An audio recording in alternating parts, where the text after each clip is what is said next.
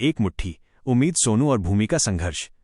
सोनू और भूमि के जीवन में सूरज की पहली किरणें कोई नई उम्मीद नहीं लाती थीं, बल्कि हर दिन की नई चिंताएं लेकर आती थीं। वे गांव के सबसे गरीब खेतिहर मजदूर थे, जिनके पास अपनी खुद की कोई जमीन नहीं थी। वे एक अमीर जमींदार की किराए पर ली हुई या बटाई पर ली गई छोटी सी जमीन पर खेती करते थे। उनके परिवार में 2 छोटे बेटे थे, अंशु जो लगभग 10 साल का था और कार्तिक जो 8 साल का था, और एक प्यारी बेटी परी। पिछला साल सूखा और बेमौसम बारिश की भेंट चढ़ गया था। गांव में महामारी फैली, जिससे सोनू कई दिनों तक काम नहीं कर पाया। परिवार भारी कर्ज में डूब चुका था। जमींदार ने साफ चेतावनी दे दी थी कि यदि इस बार ठेके की रकम और पुराना कर्ज नहीं चुकाया गया तो उन्हें गांव छोड़ना पड़ेगा और उनके बच्चों को मजदूरी पर जाना पड़ेगा।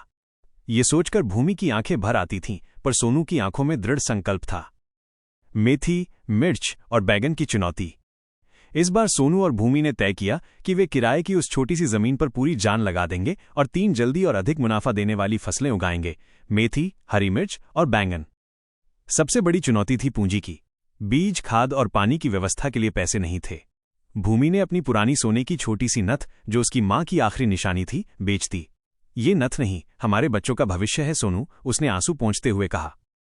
सोनू ने तुरंत मेथी के बीज, मिर्च के पौधे और बैंगन के बीज खरीदे। पूरा परिवार काम पर लग गया। अंशु और कार्तिक दोनों स्कूल छोड़कर अपने माता पिता का हाथ बटाने लगे। दोनों अपनी छोटी छोटी हथेलियों से जमीन से पत्थर चुनते और खरपतवार हटाते। अंशु मेथी की क्यारियों में पानी डालता और कार्तिक बैगन के पौधों के पास से कीड़े हटाता।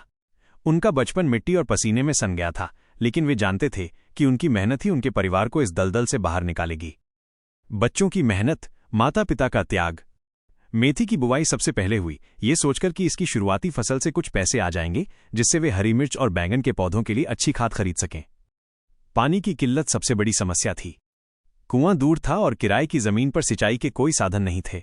सोनू ने रात दिन एक कर दिया। वो एक पुराने ड्रम में दूर के नाले से पानी भरता और कंधों पर उठाकर लाता।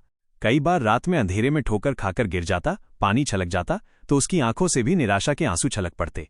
भूमि, अंशु और कार्तिक को हर शाम बस एक मुट्ठी भर चावल या मक्का खिला पाती थी। आज तुम दोनों खा लो, हमें काम करना है, ये कहकर सोनू और भूमि कई बार भूखे सो जाते थे। उनका ये त्याग बच्चों के दिल में एक गहरा दर्द पैदा करता था।